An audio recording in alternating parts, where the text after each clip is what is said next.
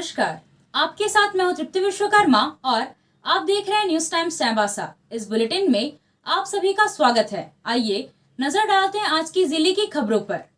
Congress party के प्रदेश अध्यक्ष राजेश ठाकुर इन दिनों कोल्हान प्रमंडल के तीनों जिलों के दौरे पर हैं। आज चाईबासा में पत्रकारों से बात करते हुए उन्होंने भारतीय जनता पार्टी पर सीधा हमला किया।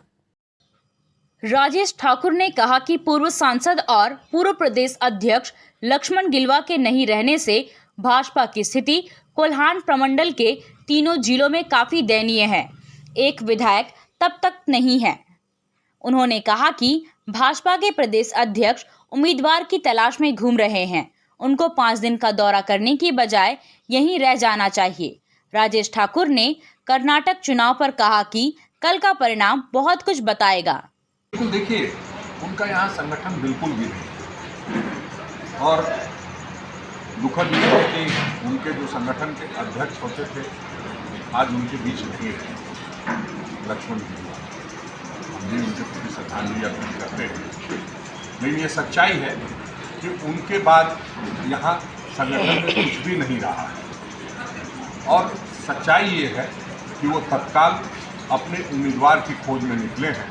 पहले उम्मीदवार तो खोज लें, उसके बाद चुनाव की तैयारी करते रहेंगे। 5-5 दिन अगर प्रदेश अध्यक्ष को रहना पड़ रहा है, इसका मतलब है कि बहुत कमजोर स्थिति में पार्टी। तो आप पूरे कोल्हान में कोई भाजपा का विधायक तक नहीं, बहुत मुश्किल परिस्थिति से गुजर रहे हैं। उनको 5 दिन क्या, हमें लगता है कि अब यहीं रह ही जाना चाहिए, क्योंकि जो संगठन की स्थिति उनकी कोल्हान में है तो चिंता करने की तो बात है। और हम कोई तानाशाहों की पार्टी से बिलोंग नहीं करते, हम पूरे परंपरागत पार्टी से बिलोंग करते हैं और हम ये चाहते हैं कि विपक्ष भी हमारा मजबूत हो और वो पूरी ताकत के साथ समाप्त करने की बात अपनी बिल्कुल नहीं। अरे समाप्त करते करते तो आप देख रहे हैं कर्नाटक में समाप्त होने जा रहे हैं। कल का दिन आप देखेंगे कि क्या स्थिति बनती है। कल यहाँ करते प्रोग्राम तंबू में भी बिल्कुल, कल मिठाई खिलाएंगे। कल यहाँ हमारे अध्यक्ष पूरे जोश खरोश के साथ जो कर्नाटक का आनंद है आपके साथ आनंदित होने का। कांग्रेस पार्टी पश्चिमी सिंहभूम में संगठन को लगातार मजबूत करने की कोशिश कर रही है ताकि 2024 के लोकसभा चुनाव में एक बार फिर से इतिहास को दोहराया जा सके। प्रदेश अध्यक्ष राजेश ठाकुर ने कहा कि जब से उन्हें जिम्मेदारी मिली है तब से लेकर अब तक वह 6 बार चाईबासा के दौरे पर आ चुके हैं। चुनाव आने के समय अचानक क्षेत्र में निकलने की बजाय वह लगातार संगठन पर काम कर रहे हैं। देखिए, संगठन को सशक्त करने की बात जहाँ तक है, जब से हमारी नियुक्ति हुई आदरणीय कार्यकारी अध्यक्षगणों के साथ सभी लोगों ने, हम लोग ने मिलकर के निर्णय लिया कि संगठन को मजबूत करना है और संगठन को मजबूत करने के लिए लोगों के बीच जाना होगा। हमें अपने कार्यकर्ताओं के साथ मिल करके काम करना होगा और उस निमित्त आपने देखा होगा कि जब से अध्यक्ष बना तब से ये शायद मेरा 6ठा दौरा होगा चाईबासा का। तो निश्चित रूप से हम लोग संगठन के लिए काम करते हैं और संगठन जो है हमारा अंतिम व्यक्ति को लाभ पहुंचाने के लिए, अंतिम व्यक्ति तक पहुंचने के लिए काम करता है। उसमें हम लोग सफल हो रहे हैं और निश्चित रूप से राजनीतिक दल होने के नाते आप इसको इससे जोड़ के देख सकते हैं। लेकिन हमारा प्रयास ये है कि लगातार हम लोगों के बीच में रहे। ऐसा नहीं हो कि 5वें साल में जब चुनाव आया है तो आप देख रहे होंगे कि भारतीय जनता पार्टी ने अपने सांसदों को जिम्मेदारी दी है कि अपने क्षेत्र में रहे। इससे पहले इस तरह की जिम्मेदारी की बात कभी हमने नहीं सुनी। इसका 2024 के लोकसभा चुनाव में सिंहभूम लोकसभा सीट से झारखंड मुक्ति मोर्चा का उम्मीदवार और जमशेदपुर से कांग्रेस का उम्मीदवार मैदान में उतरे। इस बात पर चर्चा अक्सर होती रहती है। इस सवाल के जवाब में राजेश ठाकुर ने कहा कि गठबंधन का मतलब समझौता होता है। समझौता में एक दूसरे का ख्याल रखना होता है।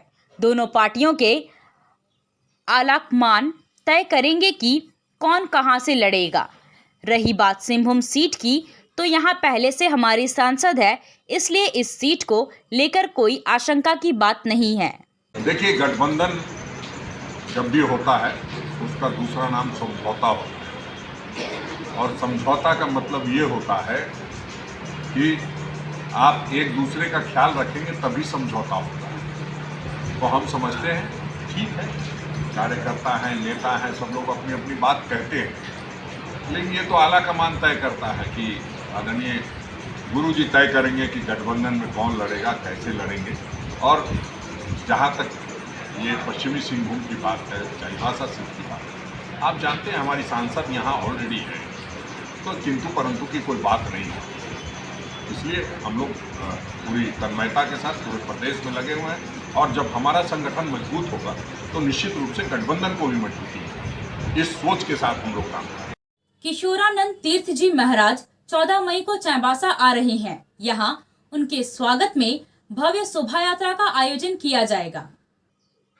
कार्यक्रम के बारे में जानकारी देते हुए संयोजक सतीश करनानी ने बताया कि चाईबासा में पहुंचने पर उनका भव्य स्वागत होगा और इसके बाद वह आमला टोला स्थित रानी सती दादी मंदिर में पूजा अर्चना करेंगे और भजन गाएंगे।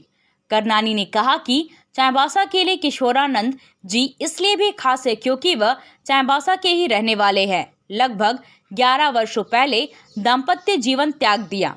उन्होंने राजस्थान के सालसर धाम के समीप अपना आश्रम बनाया और वह साधना में लीन है।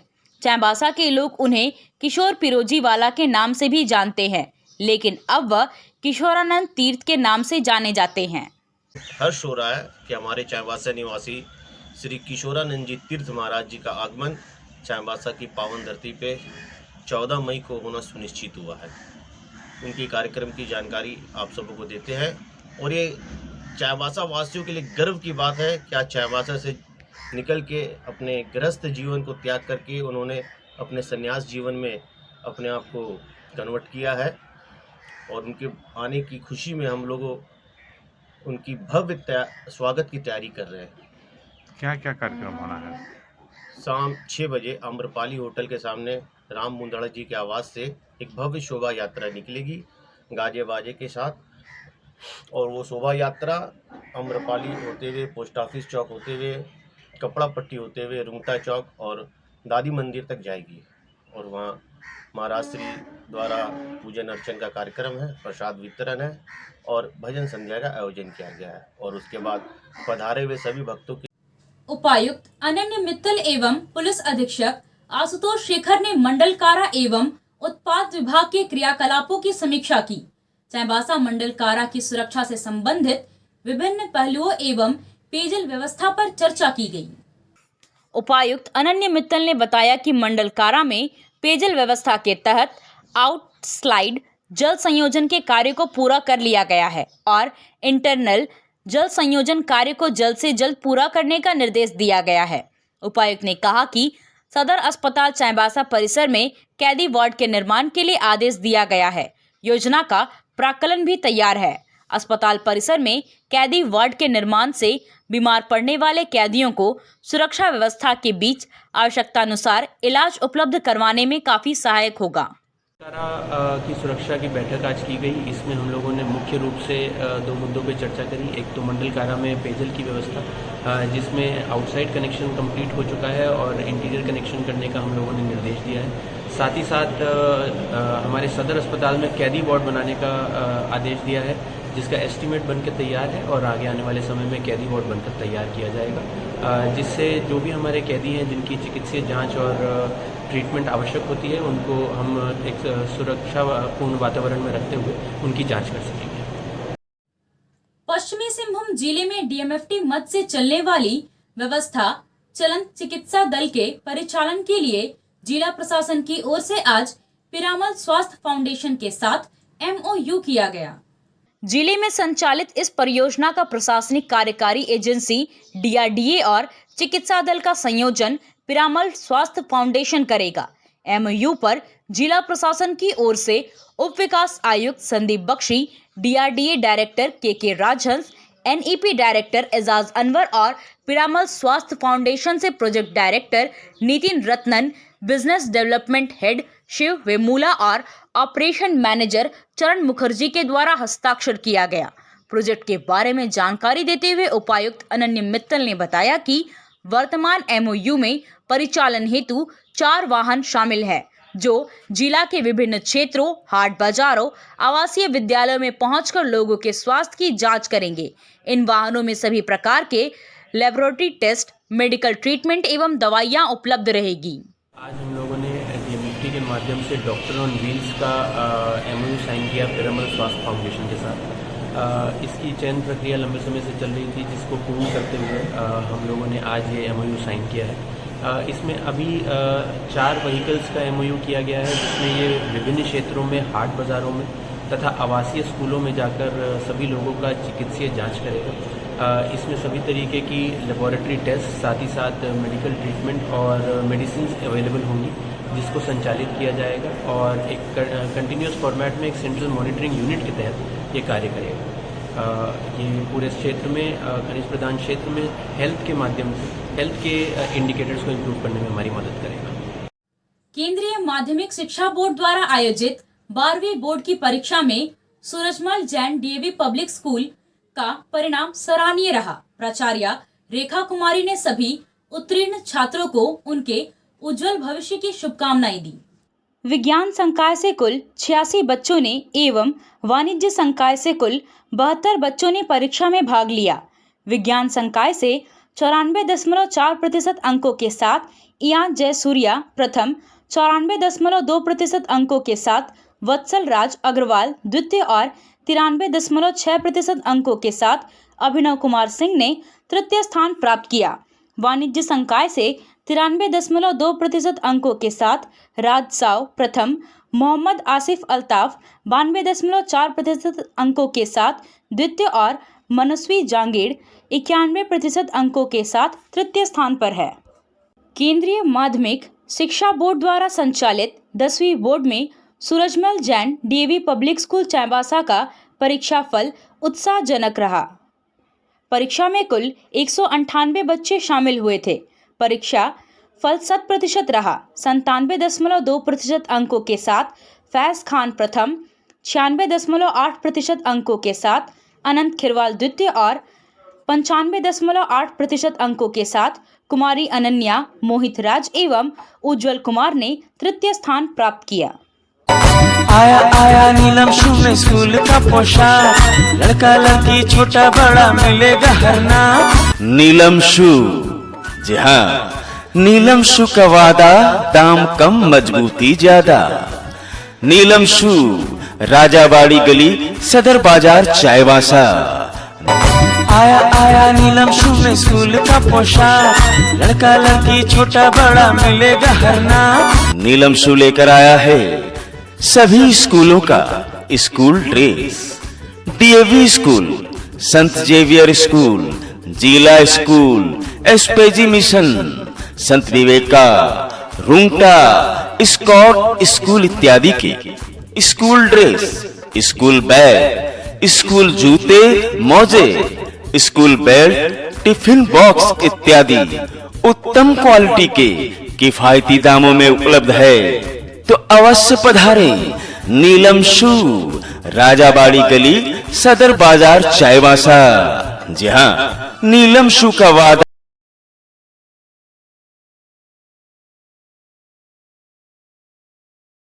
पश्चिमी सिंहभूम के चक्रधरपुर रेल मंडल के लोटापहाड़ स्टेशन के पास रेलवे लाइन के नीचे अंडरपास का निर्माण किया जा रहा है। इसके लिए आज 8 घंटे का मेगा ब्लॉक लिया गया। आज पूर्वाह्न 11 बजे से शाम 7 बजे तक के लिए मेगा ब्लॉक के कारण हावड़ा मुंबई मुख्य रेल मार्ग में ट्रेनों का परिचालन बंद रहा। कई मेल और एक्सप्रेस ट्रेनों को डाइवर्ट किया गया। निर्माण स्थल में अधिकारियों की देखरेख में काम किया गया। पूरे देश में केंद्र सरकार इस प्रयास में लगी हुई है कि लेवल क्रॉसिंग को हटाकर रेल ओवर ब्रिज या अंडरपास की व्यवस्था की जाए, ताकि सड़क और रेल मार्ग दोनों पर निर्बाध रूप से यातायात होता रहे। पश्चिमी सिंहभूम जिले के पुस्तकालयों की दशा सुधरने वाली है। इसके लिए जिला प्रशासन की ओर से पहल शुरू कर दी गई है। हालांकि नीति आयोग ने भी पुस्तकालय खोलने के लिए देश के जिन जिलों का चयन किया है, उसमें पश्चिमी सिंहभूम भी शामिल है। जिले में संचालित पुस्तकालयों को सुदृढ़ और बेहतर बनाने के लिए आज उपायुक्त अनन्य मित्तल ने बैठक की। बैठक के दौरान बताया गया कि जिले में एक राजकीय पुस्तकालय सहित 16 सामुदायिक पुस्तकालय, 8 कल्याण आवासीय विद्यालय पुस्तकालय, 2 कल्याण कौशल केंद्र, 4 पुस्तकालय नेताजी सुभाष चंद्र बोस आवासीय विद्यालय, 15 पुस्तकालय कस्तूरबा विद्यालयों में, 3 झारखंड बालिका आवासीय विद्यालयों में, 8 स्किल सेंटर में और 8 पुस्तकालय ITI सेंटर में है। जिले में कुल 65 पुस्तकालय मौजूद हैं। बैठक में यह जानकारी भी दी गई कि लाइब्रेरी मैन संजय कच्छप द्वारा कुल 24 सामुदायिक पुस्तकालय का गठन किया गया है, जिसका संचालन यूथ क्लब के माध्यम से किया जाता है। उपायुक्त ने बताया कि इन सामुदायिक पुस्तकालयों के संचालन और जिला के कॉरपोरेट जगत के प्रतिनिधियों को लाइब्रेरी के साथ संबद्ध किया गया है, ताकि पुस्तकालय में मूलभूत सुविधा उपलब्ध हो सके। उन्होंने बताया कि जिले के सरकारी विद्यालयों का एक रोस्टर तैयार किया गया है, जिसके तहत विभाग के पदाधिकारी पुस्तकालय विजिट कर मोटिवेशनल काउंसलिंग और विभागों से संबंधित जानकारियां उपलब्ध करवाएंगे। इसके साथ ही बेहतर सुविधा बहाल करने के लिए book donation drive, gadget donation drive चलाने का निर्णय लिया गया है, ताकि बच्चे लाइब्रेरी के माध्यम से पढ़ाई पूरी करते हुए सफलता के नए आयाम हासिल कर सके। आज हमारे ज़िले में जितनी 24 लाइब्रेरीज आज की तारीख में संचालित हैं, जो कि संजय कश्यप जी, जो कि हमारे माननीय प्रधानमंत्री जी के मन की बात के में उनका मेंशन किया गया था और सराहना की गई थी, उनके द्वारा वो तैयार करी गई थी। आज की तारीख में वहाँ पर यूथ क्लब संचालित हैं और वही उसका रखरखाव और देखरेख करते हैं। उन सभी के लाइब्रेरियंस और साथ ही साथ सिविल सोसाइटी ऑर्गेनाइजेशंस के साथ हम लोगों ने बैठक करी। इसमें बहुत सारे कॉर्पोरेट सोशल रिस्पॉन्सिबिलिटी से रिलेटेड प्राइवेट संस्थान भी उपस्थित हुए। हम लोगों ने सभी को टैग किया एक दूसरे के साथ, ताकि उनकी बेसिक रिक्वायरमेंट्स उनसे मीट हो सके। और साथ ही साथ हम लोगों ने कंप्लीट एक गवर्नमेंट डिपार्टमेंट्स का रोस्टर तैयार किया है, ताकि वो सभी लाइब्रेरीज़ में जाकर मोटिवेटिंग सेशंस, काउंसलिंग सेशंस और साथ ही साथ जिला के विभाग से रिलेटेड जानकारी उपलब्ध करा सके, ताकि सभी यूथ उसको यूटिलाइज़ करते हुए अपने जीवन स्तर को और बेहतर कर सके। इसके साथ साथ हम लोगों ने और भी इनिशिएटिव्स लिए, जिसमें हम लोगों ने बुक डोनेशन ड्राइव और गैजेट डोनेशन ड्राइव का भी संचालन करने का निर्णय लिया है। और आगे आने वाले समय में हम लोग इन लाइब्रेरीज़ को कम्प्लीटली दुरुस्त कर सकें, ताकि वहाँ पर सभी बच्चे आने वाले समय में पढ़ाई करते हुए सफलता के नए आयाम पा सकें। इसके लिए हम लोगों ने एक आह्वान किया है। आपसे फिर मुलाकात होगी कुछ नई खबरों के साथ। तब तक बने रहे हमारे चैनल पर। धन्यवाद।